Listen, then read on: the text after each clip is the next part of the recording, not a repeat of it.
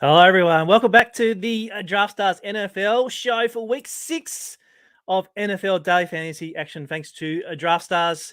As we all know, that Draftstars are now Australia's #1 NFL Daily Fantasy platform for customers here in Australia and New Zealand.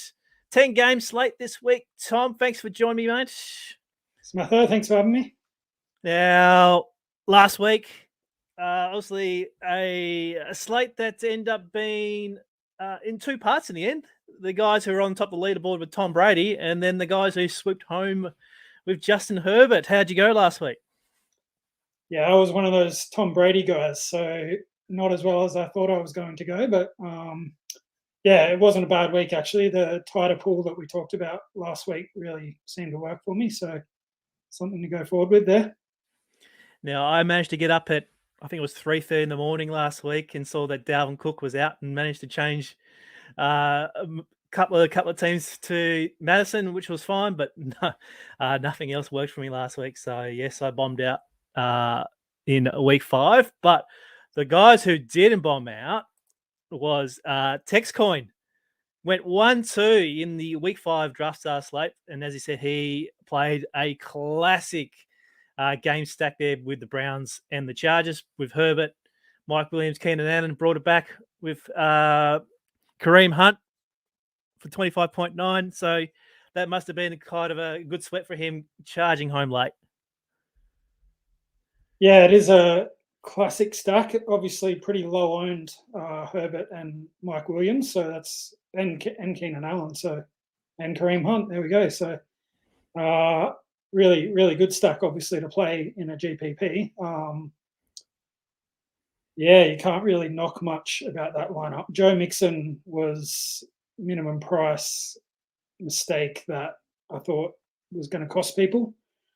He didn't look like he was doing too well, but I think he ran in a touchdown late and kind of, didn't hurt him too badly.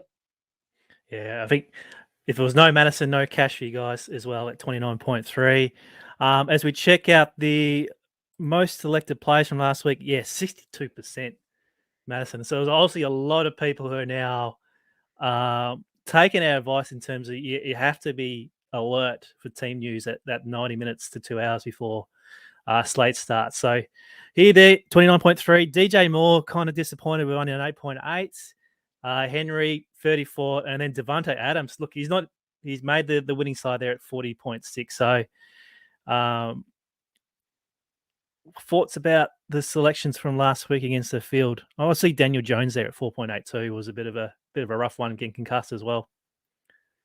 Yeah, the Giants had a few injuries, made that problematic stack, which was a bit popular. But obviously Madison was just a lock at minimum price. I played 100% of him, thankfully.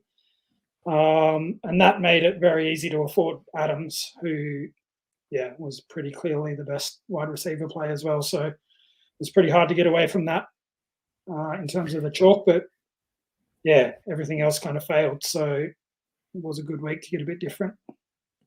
Now, looking at the names on the leaderboard here, Texcoin, Nova, I Love Lamp, they seem to be the guys who produce multiple entries, such as yourself here. So what's your strategy now at the moment in terms of, okay, these guys are clearly playing these classic kind of game stacks or doubles, as they say. How can you get yourself back on top here in terms of getting yourself in these top 10 leaderboards going forward? Yeah, I don't think the right move is to stop stacking. There's just too much correlation and too much evidence that is the best way to approach it. So I think it all just comes down to player pool, just not getting too carried away with what's happened last week or in the last few weeks. obviously playing and not getting too carried away with the matchups as well was my big lesson from last week. I kind of didn't play any of the Chargers because I thought the Browns would be too difficult of a matchup. If you can look past that a bit, I think that can help you kind of get to the top a bit more often. It was a bit of a theme last week in terms of there wasn't many games that you could identify as great stacking options, but in the end, that Cleveland Chargers game was the one that you needed. So, look, I don't think we even talked about the Bucs game, knowing that they had a 10-point head start, thinking that's just going to be a bit of a grind. So, yeah, we can talk about the best games to attack, but there are other games on the particular slate, and you can get the right combination, then you're going to be up the top of the leaderboard. So let's get on to week 6 of NFL. So this week, Draftstars have posted just a $40,000 prize pool. We did see that they didn't really manage to fill the 50,000 last week, and that could be a couple of factors, such as no other really other sports were on the platform at the time. So there's not, it's like people gave themselves the week off. So yeah, 40,000 this week. So hopefully we can fill this back up and get it back up to those $50,000 pools. Let's look at the games on the slate. So as I mentioned, there's only 10 this week, 7 early, 3 late. There is a London game this week as well, just before the main block of the slate. 4 a.m. start here in Australian Eastern Daylight Savings Time here. Let's have a look at the board this week. So just the 10 games. A couple of 50s there. 54.5, the Chiefs and the Washington football team is no surprise. The Ravens and the Chargers at 51 is also a potential shootout after those two teams went pretty well in week 5. Rams and the Giants at 49.5, and the Cowboys and the Patriots at 50.5 are pretty much the standout games. But the Browns and Cardinals is one that I seem to be gravitating in my initial player pool. So thoughts on the board this week, Tom? Yeah, like you said, that Chiefs-Washington game is pretty obviously the most potential for a shootout. Neither team playing very well defensively, and both kind of letting teams throw the ball as much as they want against them. So that sets up really well. But yeah, other than that, if you want to do something different, I think nearly every game has some potential. I mean, the Bengals against the Lions stands out to me a little bit. I think maybe the Bengals could have a lot of success there, even though the Lions have held a few teams to lower scores. And yeah, I don't know, get crazy. Maybe my Broncos. Ooh. Broncos against the Raiders team without a coach. Maybe interesting. Yeah, who knows? But in terms of betting, I can't believe the Chargers are underdogs the way they're playing, so I'm going for the Chargers this week. Going for the Chargers. Yeah, we didn't get our Washington bet up last week. That was a bit of a disappointment, but it does say the Giants there at 9.5. This was out on Wednesday. The line has come down to, I think, around 7.5 to 8. I think Daniel Jones is on track to play, so that kind of line's been baked in. I think it'll be a bit closer than that, so I'm going to take the Giants at the spread. There's a week. Now, let's look at this week's injuries. Now, I had a quick look there very short time ago. So, there's a few out this week. The main ones there is Clyde Edwards-Helaire, Christian McCaffrey, Nick Chubb for your running back, and Saquon Barkley as your main running backs. They're out this week. In terms of your wide receivers, Sammy Watkins, Curtis Samuel, Kenny Golladay, Jarvis Landry didn't get off the injury list, so he's out. In terms of questionable, there were so many questionable tags at the start of the week, especially through the running backs. Still some remain. These include Elliott, Gibson, Mixon, Swift, Kareem Hunt, Chase Evans, Melvin Gordon, Jamal Williams, Damian Harris, and then for your wide receivers, Tyreek Hill still has a questionable tag, so we have to check that one out. Mike Williams, Kadarius Toney, Allen Robinson, Darius Slayton, Danny Amendola, and in the tight end position, TJ Hawkinson is one of those as well. So, Tom, what is your initial thoughts after all those injury news? It looks like a slate that you probably have to get up and monitor more news again before lock. But at this stage, we don't really have many that has affected the slate at the moment? Yeah, obviously most of the relevant ones are running backs. Yeah, but most of their backups don't inspire a lot of confidence. Kareem Hunt is the exception there. He's been killing it anyway, even with Chubb playing. Yeah, so he's the one that probably stands out as the guy to load up on. I think he's about 11,000, which is just too cheap. Yeah, and then we'll see with the questionables. I think I was just reading that Tyreek Hill could be in some doubt, so that could be a big one as well. All right. Let's bring up the lobby. Let's bring up the $40,000 prize pool for week 6. And let's start here at quarterback. So it's a tale of two really lots here.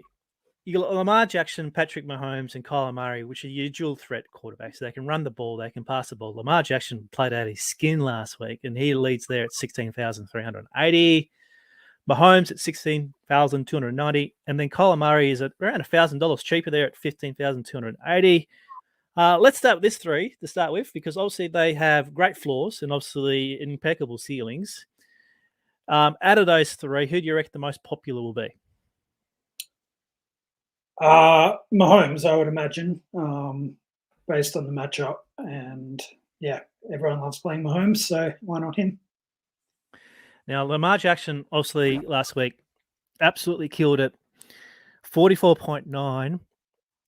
Can he keep going against the Browns? Because obviously the Colts did restrict him for, say, 2.5 quarters last week before they just ran out of puff. Is it worth paying up for Jackson? Oh, I can't rule it out entirely, but I actually think the Chargers can slow him down a bit and slow the Ravens in general down a bit.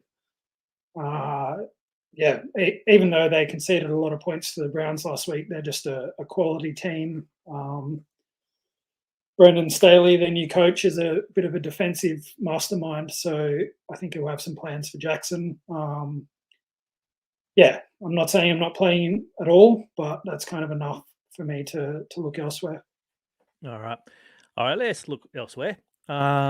Justin Herbert obviously played very, very well last week. He's there at 14,200. That's a significant discount there against the top three there. Prescott also had a nice game last week. He's at 13,670.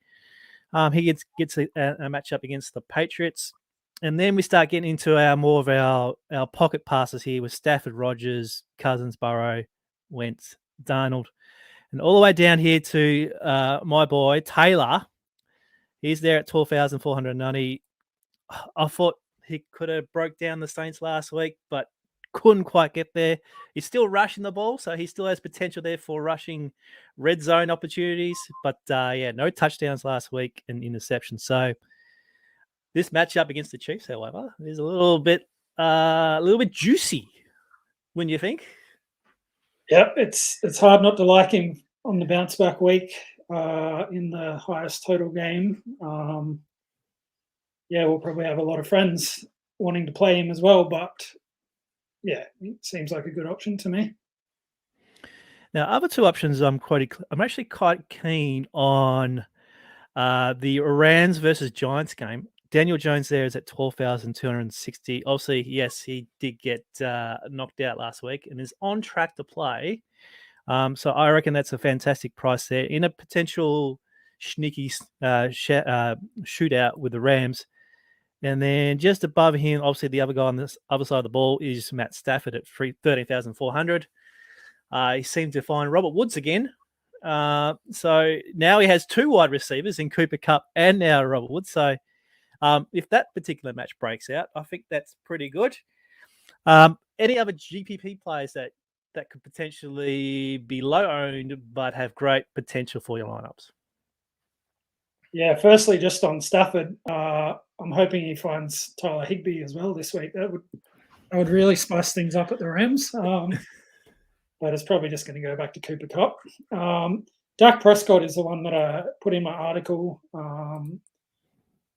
Sets up a bit like Herbert last week, where I think the matchup is going to put a lot of people off.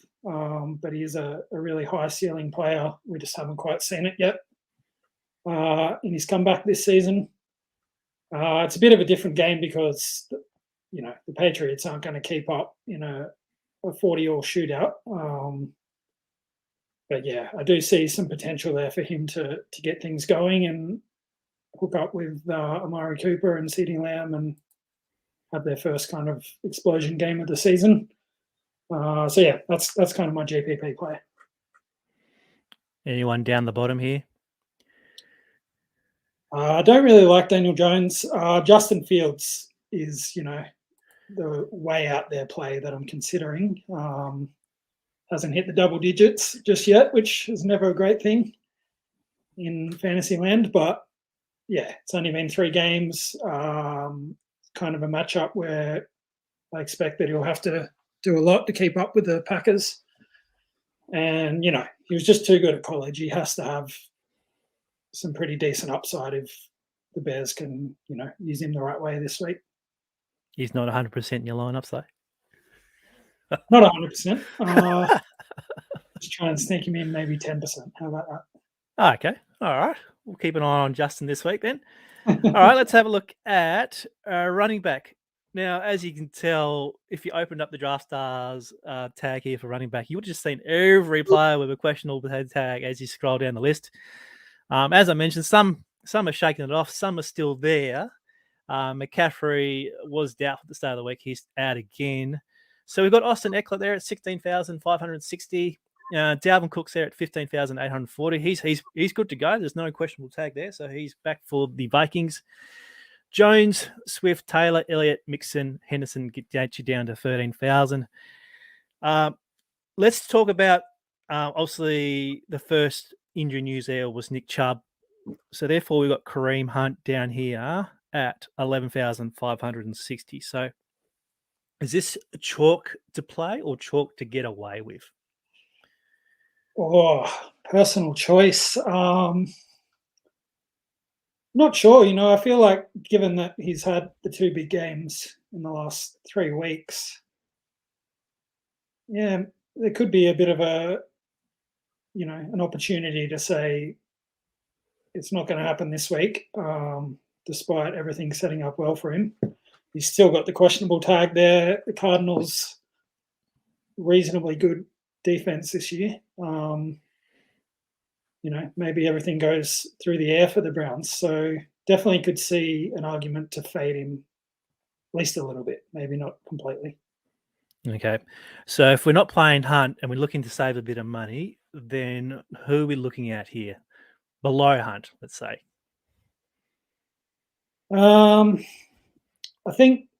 Khalil Herbert for the Bears is one that's minimum price and will be, seems like it'll be the workhorse for them. But yeah, we've never seen anything from him before. He's never had this opportunity. So yeah, hard to have a lot of confidence there, but I think he should be in the player pool. And then, yeah, similar story for like Devontae Booker, Darrell Williams. Might be another one there that are the starting running backs this week due to the injuries. But yeah, haven't shown a huge ceiling before. So all of them are in play. None of them are kind of free squares, I'd say. Now, speaking of 3 squares, I think there's a bit of a tip here for the viewers, and probably if anyone from Draftstars is watching. See here there, Damian Williams for the Bears there, it's at 10,550. They still have him down as the potential number 1 running back. Now, he's on the COVID list, all right? Also on the COVID list, if I search him up, is Perrine, right? So if I search for Perrine, P-R-I, there he is. So he still doesn't have a doubtful tag or any out tag, all right? So just be careful. I've seen that in a couple of the single slates where the Philadelphia guy, Goddard, he was on the COVID list and he'll still mark as playing. So just keep an eye on that. So there's only 2 this week. It's just Sam J and Damian Williams. But yeah, it pays to just quickly double check. especially if you look at your injury lists and you see that they're doubtful with COVID lists and things like that. Yeah, it seems that Draftstars doesn't pick it up. Yeah, something going on with the stats provider there, I imagine, where they deal with the COVID list. But yeah, definitely something you have to double check. All right. Sorry, caught you mid-forward with that. I just saw the Damien Williams news. I think I have to say that. Any other running backs that, if you do have the cash to splash a little bit? Oh, definitely. I think Jonathan Taylor and Darrell Henderson both set up as high ceiling workhorse guys in good matchups. I guess they could be. Yeah, they'll be pretty popular. Even with Hunt drawing a lot of ownership away. But yeah, both of them look great on paper. Henderson actually doesn't have a big ceiling if you look at those numbers, but the way the Rams have been using him, I think he does have a big kind of 25 plus point game in him at some point. And then, yeah, I think Aaron Jones is one that I was tempted by, but I was just reading before he's had a limited week in practice, so maybe not. But if he's good to go, he does have a massive ceiling, and Bears aren't the toughest matchup at the moment. So, yeah, could be one to consider. Yeah, I love the Taylor play against the Texans. If he gets all the red zone work, that's money there. I think Henderson would be great for if you're doing a giant stack and bring it back with him as the running back, or even play him with potentially with a Rams defense as well.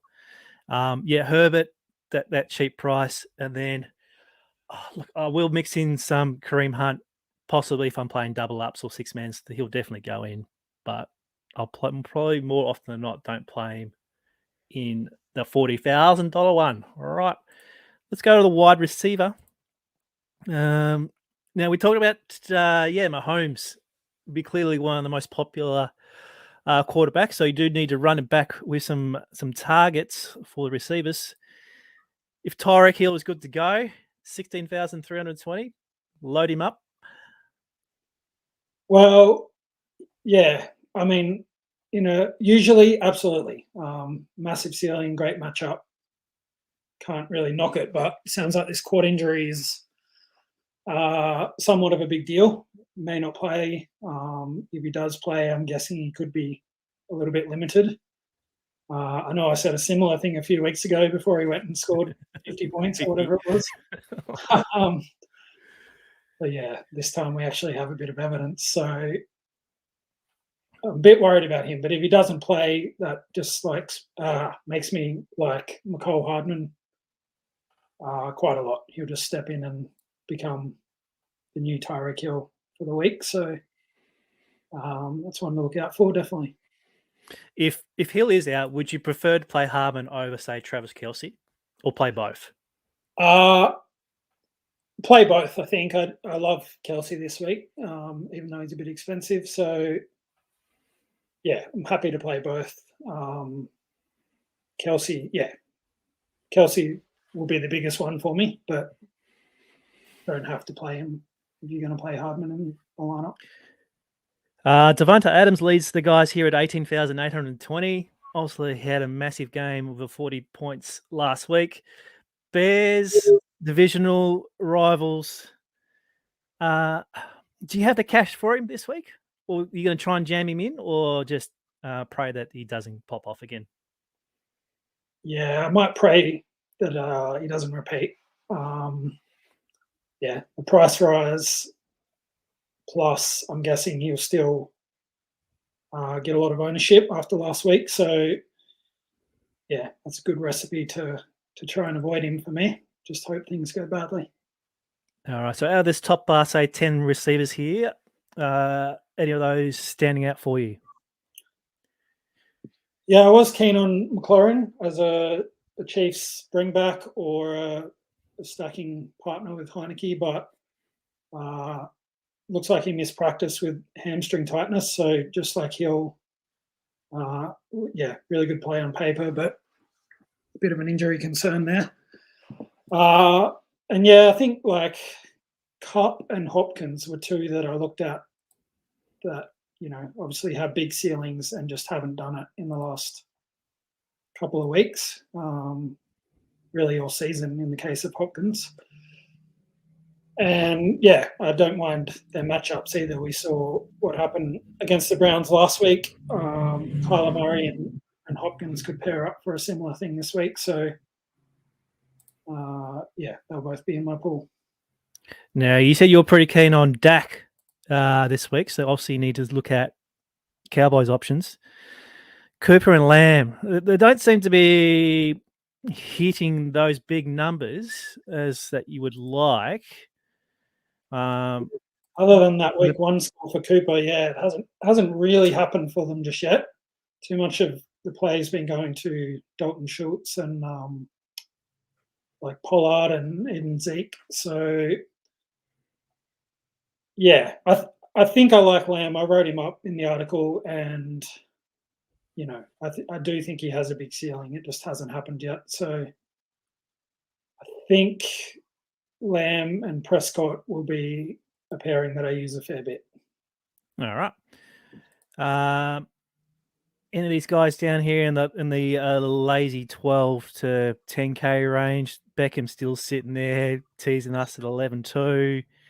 I like if I'm playing Giants options, I'll bring up the Giants options.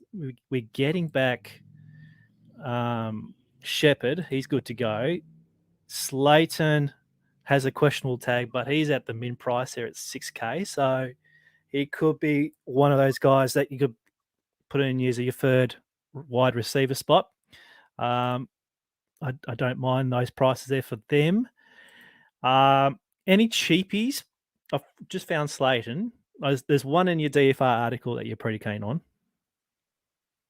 Yeah, I'll be accused of Broncos bias because it's not a very exciting play, but Tim Patrick is pretty close to minimum price there and churning out those kind of 14, 15, 16-point games so far. Yeah, and his reputation is kind of doesn't get much love because he's got such a boring name by NFL standards. So, yeah, I do think he's a bit too cheap. Like he's kind of a slot guy that doesn't make the big plays, but he gets enough targets, can churn out kind of 5+ catches and 80, 90 yards, maybe a touchdown. So, yeah, like I said, I think the matchup with the Raiders isn't too bad. Definitely one that you can consider if you need to save some salary. All right. I think we should move on to tight end because this is going to be the most important position for your lineups this week because we actually got some good options. And almost at the stage that we can almost be look. You can think about it. Not many people do it, but thinking about playing two of these guys. Travis Kelce there at 15,690 is will be in a smash spot if Hill is out. No doubt about it. You'll be just thinking, yep, Kelce all day long. Mark Andrews just absolutely exploded last week on Monday Night Football. He's at 12,000. Chargers giving up points. I think that's a great matchup. Waller at 12,850 hasn't produced since that week one game, so you might find him at pretty low ownership if you wanted to get off Kelce.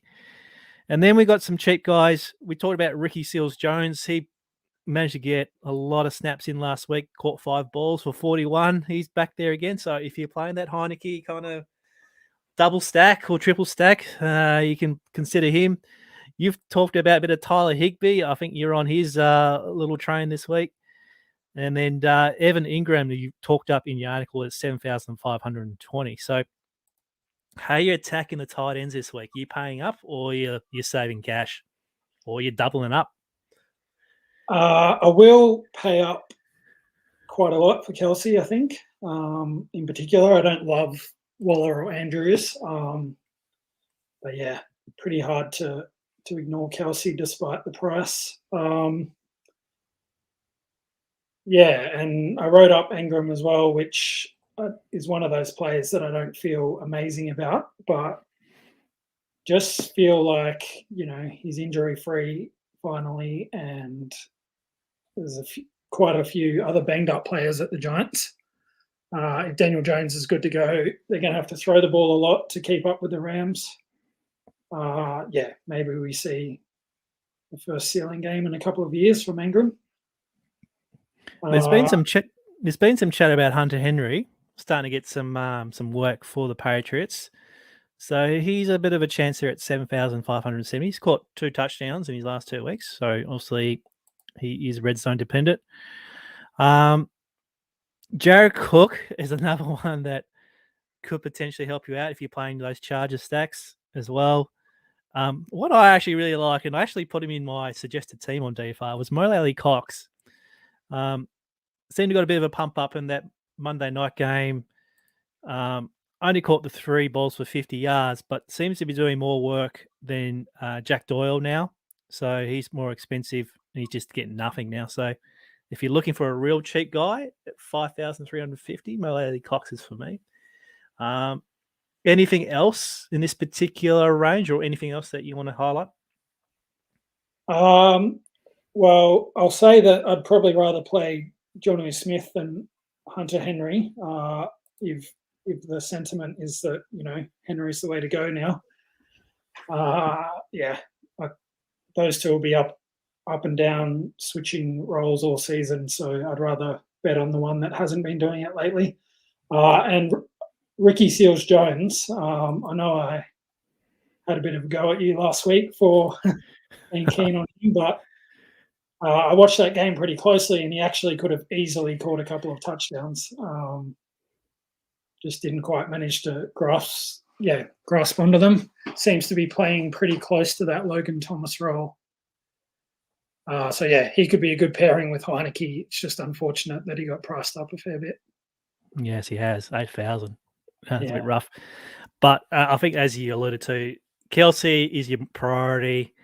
No Waller, no Andrews, and then maybe if you sprinkle in others throughout your player pool. Yeah, that seems to be the go. Yeah, I'm even tempted to play Robert Tonyan, but I don't know what's happened to him, so it's probably not the best idea. What has happened to him? What's he doing this year? Oh, nothing. Look at that. Oh, absolutely. All right. Absolutely nothing. Yikes. Even the Joker's doing all right this year. Oh, look at that. 30 last week. Ooh, can't be point chasing that. Yeah, all definitely missed that. All right. Defense, special teams, as always. The Texans, you get the Colts there at 7,460. Packers there at 6,920 is probably a good one. Your Broncos at 6,690 is another good one, I reckon. Patriots, I'm kind of keen on. They're at 4,820 against Dallas, just in case Dak has a pretty crappy day. Bengals in front of him at 4,980, just in case. Not that they're the Browns. Where's the Bengals? They're a bit further up. They're up against Detroit. They're banged up. Any others that you want to throw into the fire? I think it's just close your eyes and click on a random team at defense special teams this week. I wrote up the Cardinals. Yes, you did write the Cardinals. Which, mostly just based on we've seen a couple of decent efforts from them this year, and Baker Mayfield's still playing with a bit of a shoulder injury. Not much else to that, and I guess it's a good way to get some leverage against Kareem Hunt as well. Something to consider. And other than that, I'm pretty happy to pay up for the Rams against a banged up Giants team. Hopefully Daniel Jones goes back to his error-prone self for my sake, not for yours. And I think the Rams could be one of the teams that can challenge that kind of 20-point explosion week. All right. That's the player by player, position by position. And as we do every week, they come around to my house and they get in the pool.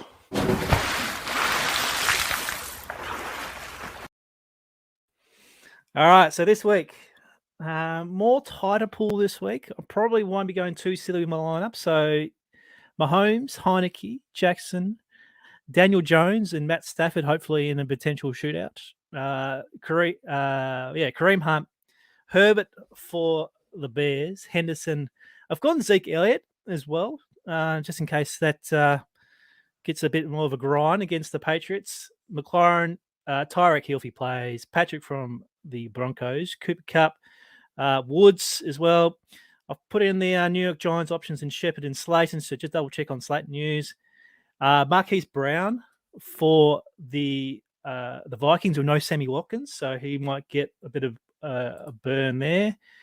Kelsey, Waller, Andrews, Ingram, and Seal Jones for tight end, and then the Patriots, Bengals, Cardinals, and the Vikings are my defense special teams.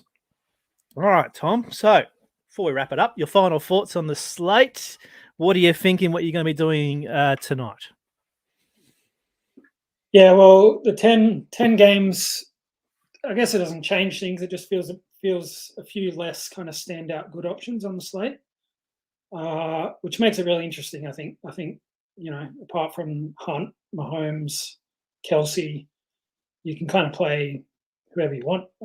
So yeah, I think there'll be just go with your gut, and could be a fun slate. Excellent. Well, thanks for your insights this week, Tom. Make sure you can catch him at Golf Footy Cricket on Twitter, or you can check out his article on dailyfantasyrankings.com.au. Keep an eye on our socials on Draftstars and on Daily Fantasy Rankings for any potential news coming up for the week 6 slates. We'll be back next Sunday for week 7. Make sure you give us a bit of a like on the way out. Subscribe to our YouTube channel, things, all those kind of social things that you get yelled at by all those bloggers around when you're doing a podcast and stuff like that. So make sure you do that for us as well. Tom, thanks very much, mate. Yeah, no worries. Thanks, Smatho, and hopefully we see a few more green dots up the top of the leaderboard this week instead of Nova and Texcoin and whatnot. Oh, he's laid down the challenge. He's coming for him. All right, mate. Take it easy. We'll see you next time. See you, mate. Yeah, thank you.